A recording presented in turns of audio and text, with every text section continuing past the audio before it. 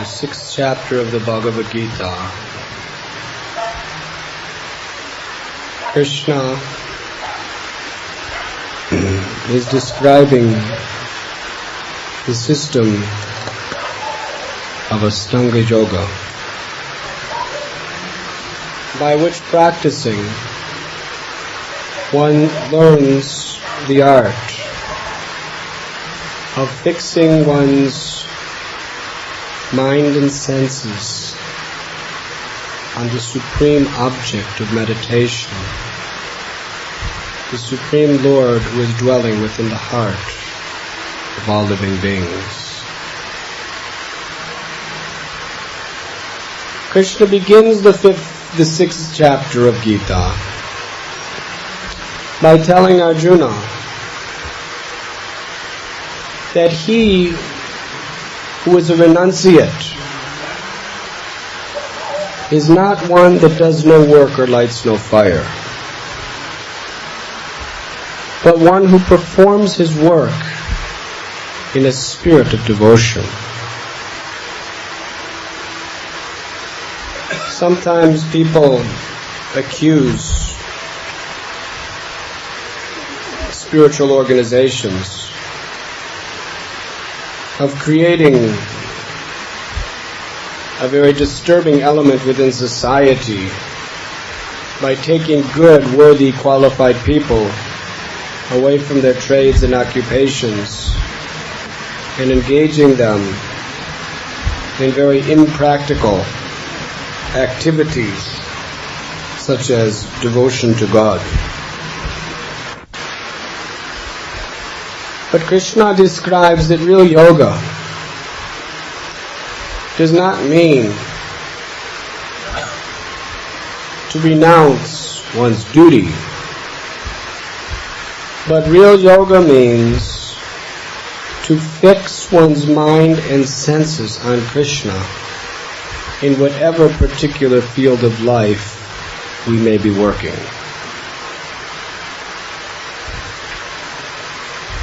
But the key to the success of yoga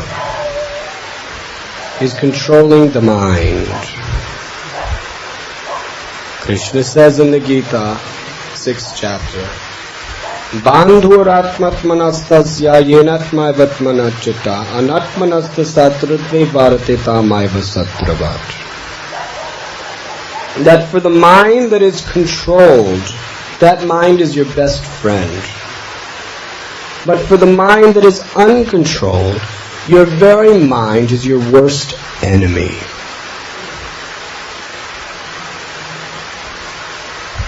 Now, what does it mean to control the mind? Krishna describes that one must control the lower self with the higher self. Lower than the mind is the senses, and higher than the mind is the intelligence. If the mind becomes a victim to following the dictations of the senses, then your mind is your worst enemy. But if your mind is willing to accept the dictation of higher intelligence, your mind is the best friend. Now the next natural question is, what is our higher intelligence? The higher intelligence is very simple to understand. The higher intelligence is the word of Guru and Krishna.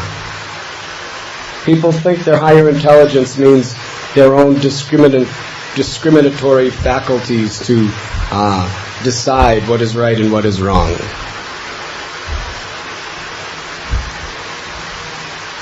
The real higher intelligence is the Word of God, as it is coming through the Shastra and as it is coming through the Guru.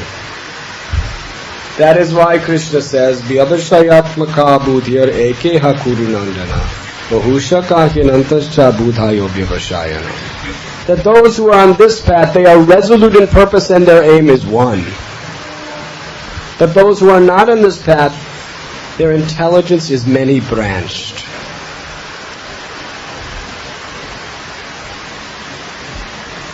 So therefore, It is very simple. When we have Guru, and we have the scripture, and we have the great sadhus, then to control our mind simply means to accept the authority of their words. And to guess, to speculate, or to think otherwise is making friends with your worst enemy, your mind. Now sometimes Maya,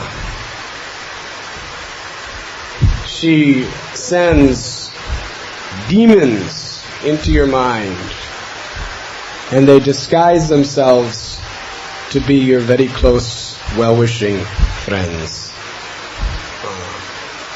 If we do not have higher authorities to help us discriminate, then the worst demon, the worst enemy, is the enemy that remains undetected, that appears to be our friend. There is a story in the Srimad Bhagavatam which describes how this sometimes happens.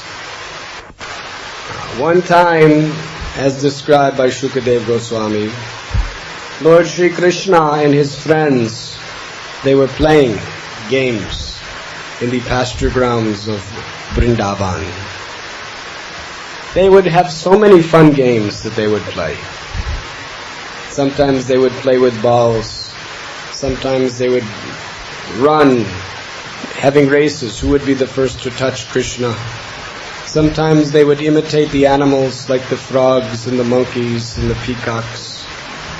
In this way, every day the cowherd boys would have very much fun in the groves of Brajadham. One day they were playing a special game. In this game, the cowherd boys divided up into 3 sections. One section played the role of lambs. Another section played the role of thieves. And the goal of the thieves was to catch the lambs. And the third section of cowherd boys played the role of police constables. And their particular role was to catch the thieves who were stealing the lambs. In this way they were having good fun, like children do. But of course it was not an ordinary game, because the heart of all of their activities was to please Krishna. You see, when children of this world play games, they compete with the idea that they want to win so that they can be the enjoyer. Is this not correct? And usually the games end up in getting in fights. Do you remember when you were children? You play nice games. I'm thinking, I will have fun. But as you get absorbed in the game, you realize, if I win, I'll have fun, but if I lose, I'll be miserable. So therefore, it usually ends up in a fight over who's going to win. Or an argument. But you see, in Vrindavan, it is not like that. Because nobody is concerned with winning or losing. Everyone is simply concerned with giving pleasure to Krishna. They would simply play these wonderful games just as an opportunity and a chance to give pleasure to Krishna. And sometimes it would give pleasure to Krishna to lose, and sometimes it would give pleasure to Krishna to win. And at the same time, Krishna's only motivation was to give pleasure to his friends. He was not concerned with his own pleasure. He simply wanted his friends to enjoy. And if it took losing to make his friends enjoy, he would purposely lose. And if it would take winning to make his friends enjoy, he would win. So win or lose, everyone was happy because Krishna was satisfied. Of course, that is how our relationships amongst each other should be in Krishna consciousness. In the process of engaging in our particular activities in devotional service, it is like playing so many games. This material world, so many games you have to play to get anything done. Sometimes, when we are in material consciousness, we become envious of one another. We start competing with one another. We become disturbed when someone else is doing better. We become disturbed when we're not doing good enough. But like the cowherd boys of Brajadham, we should simply learn how to engage in our daily activities, play the games of this world for the pleasure of Krishna. Then whether you are a success or a failure, whether you win or lose, you will be happy. Why? Because you have made Krishna happy. Athapum virdvijasrestas varanashvama vibhagasha shvanushtatasya dharmasya samsadhir haditoshanam. The only purpose, the only goal, the only motivation of the life of a devotee is simply to please Krishna. And how do we please Krishna? By accepting the will of Krishna. By accepting the authority of those souls who are propagating the will of Krishna. It is very simple. That is why Krishna said, those who are on this path, their aim is one. Simply to execute the order of Guru. Simply to execute the order of the great souls. It's not a question of right or wrong. It is a question of pleasing the great souls. You please Krishna. If you please Krishna, your life is perfect. If you fail to please Krishna, even if you're right and you do everything just victorious overall, you have failed. So in this way, the cowherd boys would be playing in the fields of Vrindavan. It is described that sometimes they would have wrestling matches. And sometimes Krishna would lose. How is that possible? Nityo nityanam chaitanas chaitananam eko bahunam yogadadati kaman. It is said there is one supreme soul, Krishna, and all others are subordinate and totally dependent on him eternally. So how is it that he loses to his own part and parcel? To give pleasure to his part and parcel, he loses.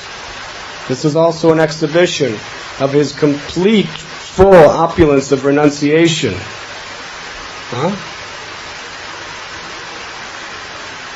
Sometimes he takes the shoes of his devotees, like Nanda Maharaj, and carries it on his head as the humble servant. How is it that the supreme master of all creation, who all the demigods are constantly chanting hymns to glorify, who all the yogis and sages surrender all their lives in obedience to, how is it that such a great supreme personality is accepting the position of taking the shoes of his devotee on his head? It is because Krishna's only motive is to give pleasure to his devotees, and his devotees' only pleasure is to give pleasure to Krishna. So they were playing one game, and Krishna was playing the role of police constable. At that time, one very, very powerful demon of the name Vyomasura, by his great mystic power, he changed his form to appear to be one of the cowherd boys. and he looked exactly like all the rest of the cowherd boys. To such an extent that the Gopas could not detect that it was a demon. They were thinking, here is our friend coming to play with us. Vyomasura took the role of a thief. And as they were playing, Vyomasura was stealing one friend at a time who were playing lambs. And rather than just tagging them and saying, you're out, now you have to sit and watch the rest of us, he would take them into a mountain where there was a big, large cave.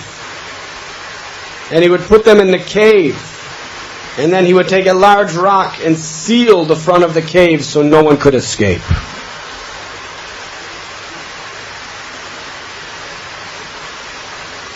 Do you know that that very same cave is still present today?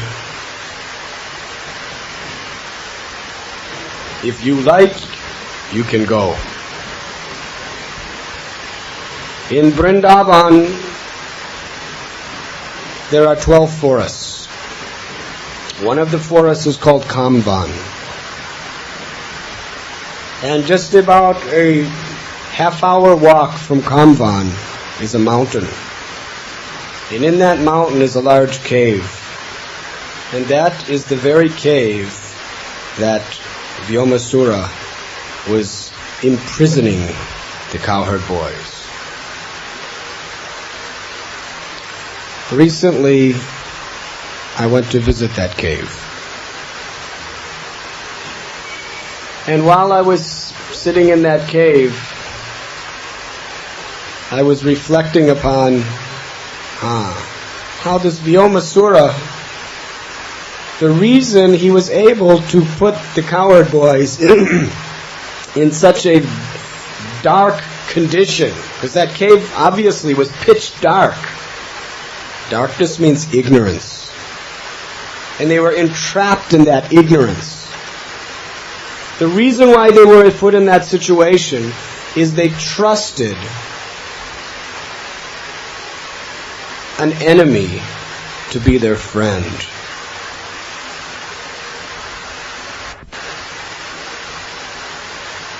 If they knew he was a demon, they wouldn't play with him. And then there would be no problem, no trouble whatsoever. But they trusted this person as a friend. And thus, they opened their lives to be vulnerable to his envious and nefarious motives. So soon, practically all the cowherd boys were imprisoned helplessly in this dark cave. And gradually Krishna began to realize by his Leela that all his friends were missing.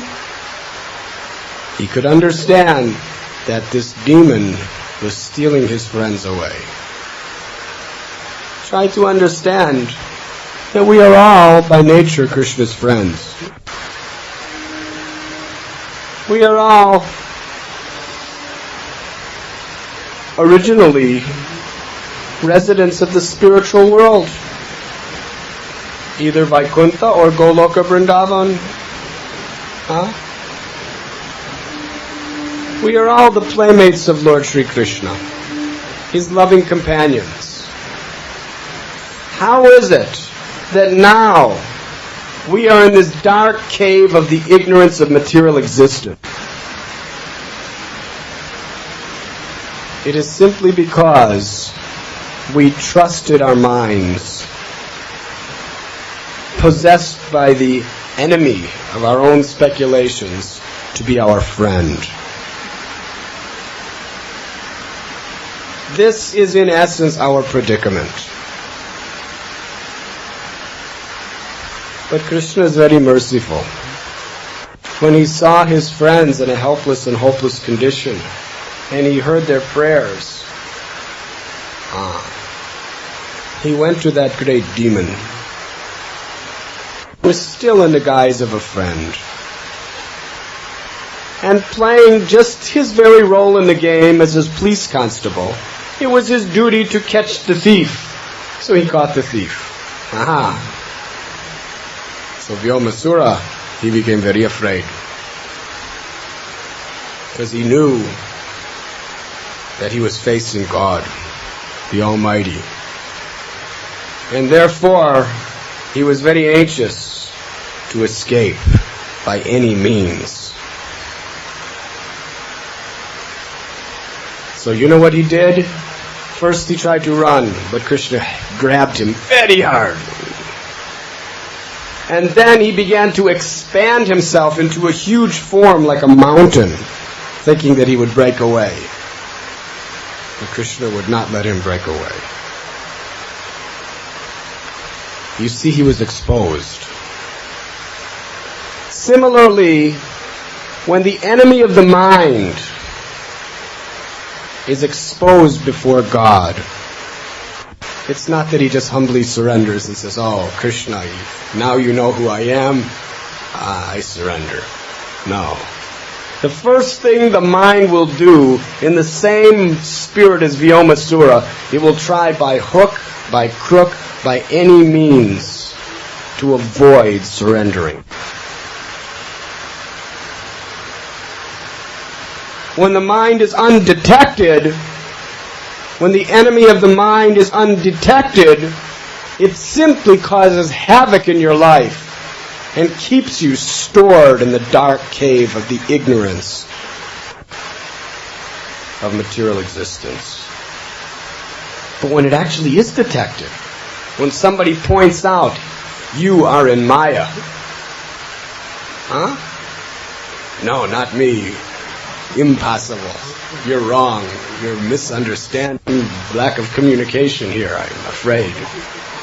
Huh? Huh? Sometimes we all think like that. Admit it. Everyone thinks like that. There is a verse that says, the greatest person is a person who's willing to admit his mistakes and admit his weaknesses. The fact is, Arjuna was weak and victimized as long as he thought he knew what was right. Because he was surrendering to the enemy of his mind. Arjuna's greatest strength, which allowed him to be empowered by the complete mercy of the Lord, was he humbled himself. My Lord, I have so many good arguments, I have so much logic and reasoning to prove my point, but all my logic, all my reasonings, all my philosophy is simply making me a victim of Maya. When we are put in a situation where it is exposed that we are acting independent of Krishna, and Krishna's order is there to surrender, immediately we start becoming big like a mountain to escape. Our false ego becomes big like a mountain to try to give us excuses and justifications to escape from Krishna. So this is just what Vyomasura did. But Krishna, he is very expert at killing demons. He took that demon and he threw him to the ground so hard that he smashed every part of his body and the demon died. And all the demigods and all the great sages began to glorify Krishna and throw flowers upon him and chant his holy names. And then, after the demon was killed, he removed that large rock and released his friends. And then they came out back into the light, back into the spiritual world of Vrindavan, to enjoy transcendental pastimes with the Lord. Krishna is the only one that can kill the demon of the mind.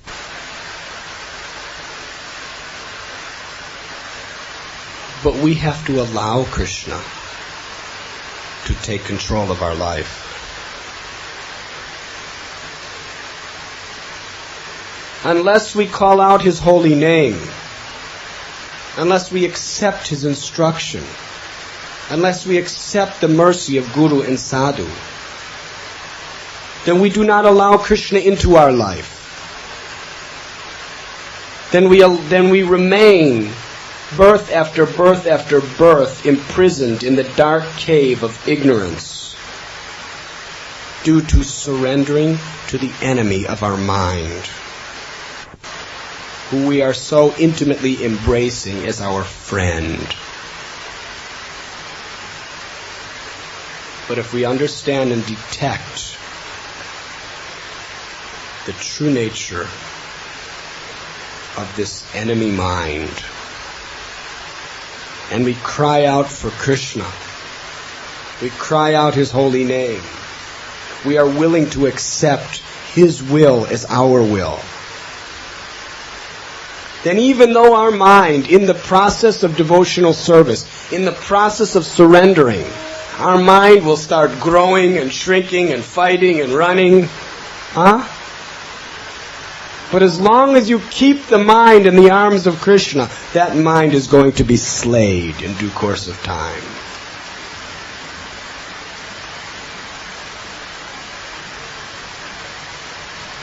And then, by the grace of God, Lord Shri Krishna, He will release us from the darkness of ignorance of the cave of our own material illusions, attachments, and opinions. And we will come out into the light of the spiritual world. And then again, we can resume our natural, healthy condition as being the intimate playmates of the Supreme Personality of Godhead. So in the 6th chapter of Bhagavad Gita, Krishna says, Yato yato nischalati manaschansalamastatam tatastatam niyam yaitadatman yena bisham nayet. Whenever and wherever the mind wanders due to its flickering and unsteady nature, one must certainly withdraw it and bring it back under the control of the self.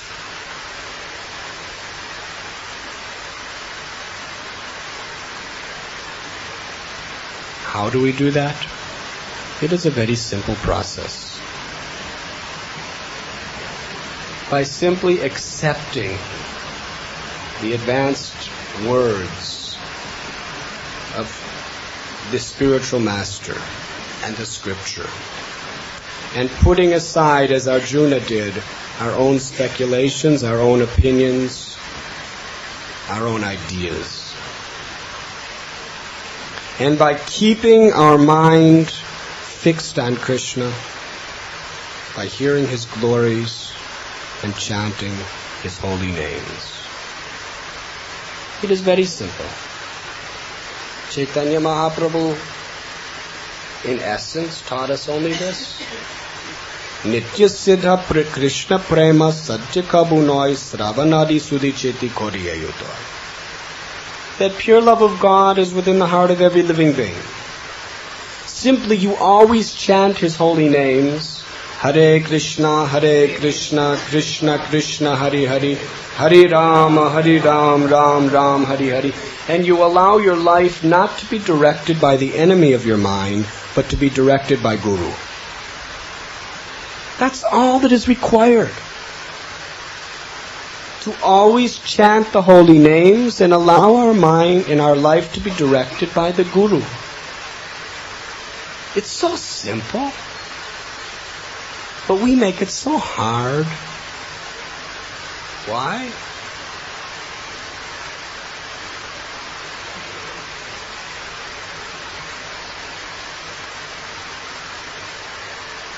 I don't know why.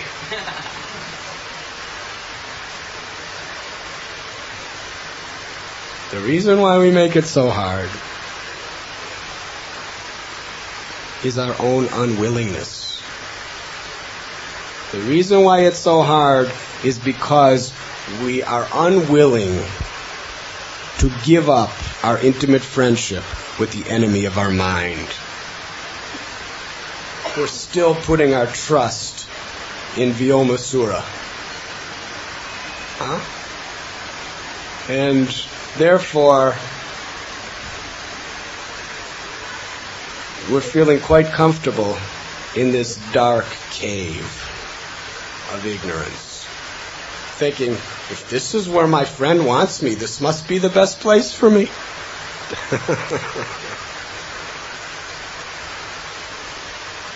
Simply follow Krishna's direction through the spiritual master and chant his names, and it is Krishna's guarantee. Manmana bhava mad bhakto madhyajim namaskuru mami vaishasi satyam te pratijani priyoshime. Always think of me, become my devotee, worship me, offer your homage unto me. In this way you will come to me without fail. I promise you this because you are my dear friend. Thank you very much. Hare Krishna. Is there any questions?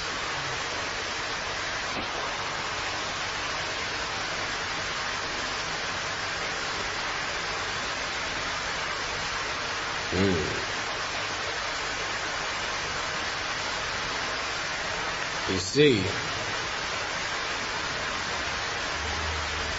even when Vyomasura was detected, he became very mad. He had so many mystical tricks to try to escape. So similarly, even when your mind is detected to be in Maya, it will find so many excuses. It will do anything it can to escape surrendering to Krishna, escape being slayed by Krishna.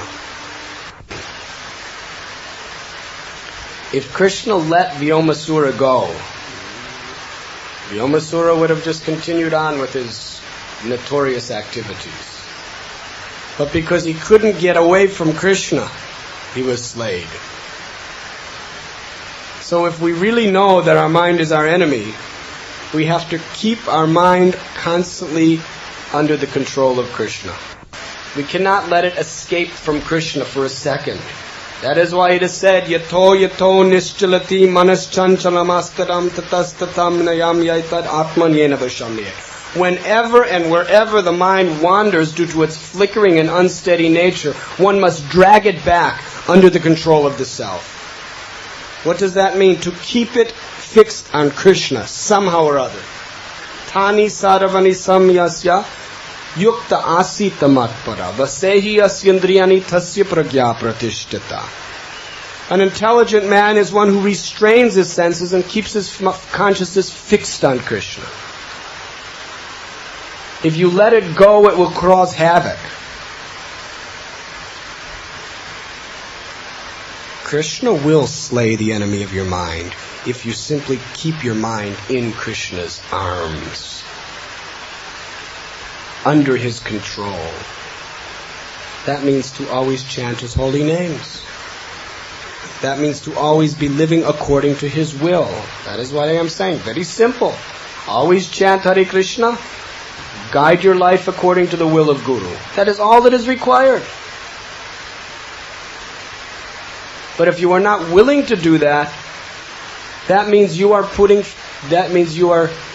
allowing the enemy of your mind freedom to take charge of your life. And you will remain in the dark cave of ignorance forever. Yes? It is told that once the mind is surrendered, we get peace of mind because we are completely surrendering to Krishna. So whatever at his will we are doing it. But mind is so fluctuating. It is the chanchal as such. So how to fix the mind forever? It becomes so much, today my mind is surrendered, but tomorrow it won't be. Due to all the Maya all over here, it might be so that it will not be surrendered in the same proportion forever as such. How to keep it in the same proportion and continue forever? Kirtaniya Sada Hari, by always chanting the holy names. That is the only means.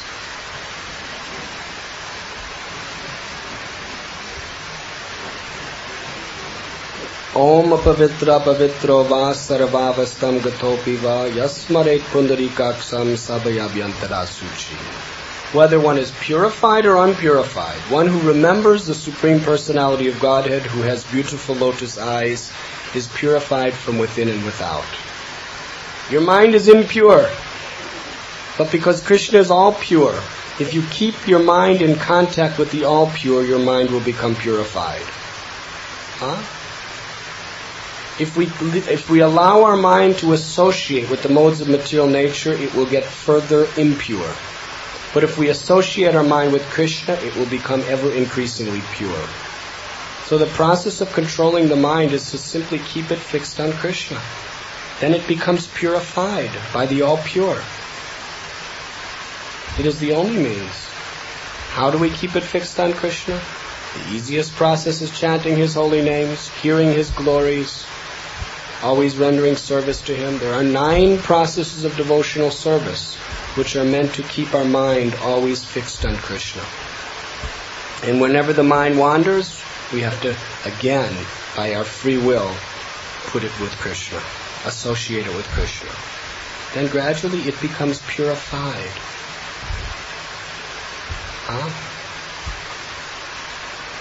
The pure mind is our best friend because it is one with Krishna, one with the will of Krishna. Krishna told Arjuna, by constant practice and detachment it is possible. Arjuna said the mind is more difficult to control than the raging wind. Can you control the wind? Tell me, can you control the wind?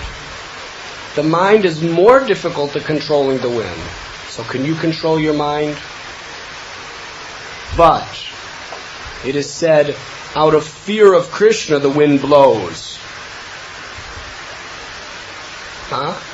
And out of fear of Krishna, the wind stops blowing. For Krishna to control the wind, is that any difficulty? Similarly, for Krishna to control your mind, is it any difficulty? So we have to, by constant practice and detachment, keep our mind fixed on Krishna. Constant practice and detachment means that Krishna sees that we are genuinely, honestly, and sincerely trying. This is the essence. You cannot control your mind ever. You are a jivatma.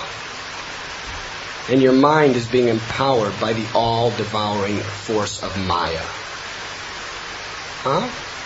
You cannot control your mind. But you know the story of the sparrow? The sparrow laid her eggs on the beach in the sand. And the ocean, the tide came up and took the eggs away. So the sparrow said, give me my eggs back, ocean. You know how big the ocean is? You know how little the sparrow is? You think the ocean was scared of the sparrow? The ocean just laughed. Forget you, sparrow. Why should I waste my time with you? So the sparrow, by constant practice and detachment, made a vow, I am going to dry up the ocean unless you give that eggs back. Now, do you think the ocean took it seriously? But because the bird, the little tiny sparrow, is the child of Garuda, the king of the birds, by the bird's determination and sincere desire, that little sparrow attracted the power of Garuda. And then Garuda came down and said to the ocean, if you don't give me those eggs, I will dry you up. And the ocean knew that Garuda could do it within minutes, and immediately he came with the eggs. The fact is, for you to try to control your mind, you have the same chances as a sparrow drying up the ocean. Your only hope is that you have to try. With faith that if you are sincere and honest, Krishna will take the task upon himself to conquer your mind. That is why Krishna tells Arjuna, yes, the mind is more difficult at controlling your own, but by constant practice and attachment, you can attract my mercy. And then I will come. Sarvopadiva nirmuktam tatparatvina nirmalam rishikena rishikesha sevanam bhaktaruchyate. Krishna is Rishikesh, the Lord and Master of the mind and the senses. If we sincerely, honestly attempt to our capacity, what is Krishna's promise? Ananyas chintayanto mam yejana paryupashate tesham nityava yukto mam yogakshemam vahamyam. That if you surrender sincerely, I will preserve what you have and carry what you lack.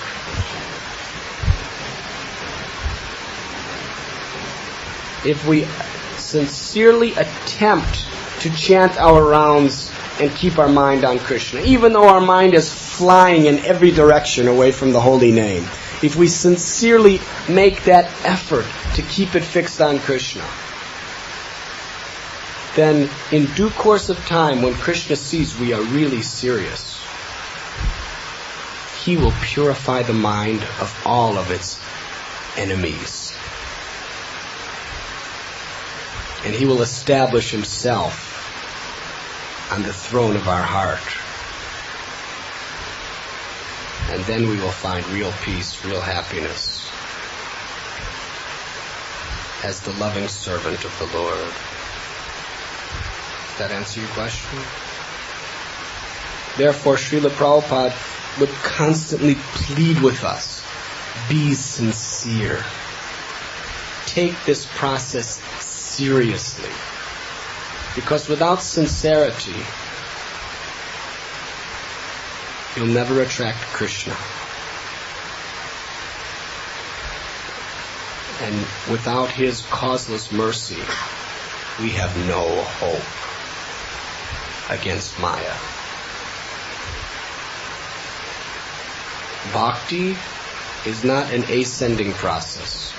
Bhakti is by acting in a devotional manner, with humility and sincerity, with the hope that we will attract the supreme mercy of Krishna, which is our only hope of release from the dark, deep cave of ignorance.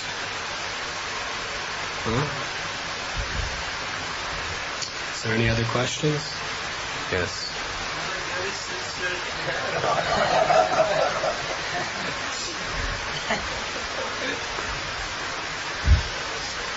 Krishna says by constant practice and detachment. Bhogaiswarya prasakta nam taya parita chetasam yavashayatmaka buddhir samadho navadiyate. For those who are too much attached to material opulence and sense gratification, the resolute determination for devotional service cannot take place. That is why Krishna says by constant practice and detachment. You have to detach yourself from material opulence and sense gratification. Otherwise, the resolute determination to constantly practice cannot take place. Bhaktisiddhanta Saraswati was asked the exact same question as Mahaprabhu is asking today. Is everyone awake? This means you. Because we are all in this boat. Bhaktisiddhanta Saraswati Thakur explained when they asked, how is it that we're engaging in our spiritual activities, we're doing our sadhana, we're chanting our rounds, we're coming to lectures, but still it doesn't seem like we're making progress. And he told a story about a marriage procession, where the groom's party was going to the village of the bride, but they had to cross a wide river, and they had to get there first thing in the morning for the wedding ceremony. So they arrived at the river at night, and they went to the boatman, and they all boarded the boat. They said, "Please get us to the other side." He said, "Don't worry, I know this river very well. You get a good night's sleep, go to sleep, and I will row, and I will get you there by first thing in the morning." So they all went to sleep. So the river boatman began to row, and he rowed, and he rowed, and it was dark out. It was night, and he was rowing, and he was working so hard all night, struggling, striving to get there on time.